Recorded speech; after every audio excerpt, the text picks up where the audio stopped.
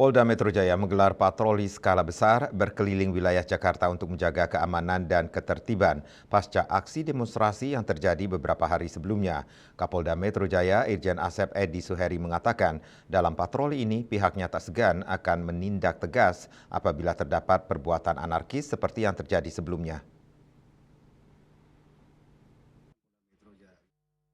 Polda Metro Jaya menggelar patroli skala besar berkeliling wilayah Jakarta untuk menjaga keamanan dan ketertiban pasca aksi demonstrasi yang terjadi beberapa hari sebelumnya.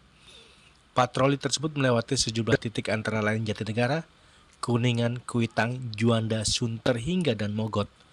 Kapolda Metro Jaya Irjen Asep Edi Suheri mengatakan dalam patroli ini pihaknya tak segan akan menindak tegas apabila terdapat perbuatan anarkis seperti yang terjadi sebelumnya.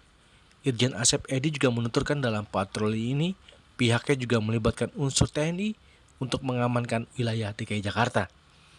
Kami dari jajaran Polda Metro Jaya tadi siang sudah melaksanakan kegiatan patroli dan malam ini akan melaksanakan kegiatan kembali yang mana tadi siang Bapak Presiden sudah menginstruksikan untuk TNI Polri agar melakukan tindakan tegas terhadap para pelaku yang anarkis yang merusak fasilitas umum.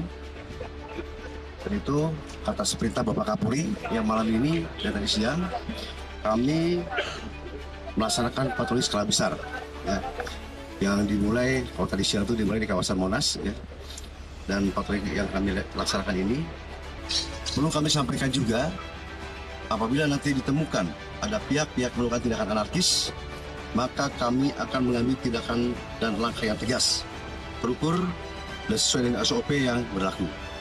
Karena tujuan yang utama kami adalah memastikan masyarakat terlindungi serta wilayah Jakarta dan sekitarnya tetap aman dan tertib. Kapolda menjelaskan patroli mengerahkan 324 personil gabungan yang ke beberapa wilayah yang masuk ke dalam wilayah hukum Polda Metro Jaya.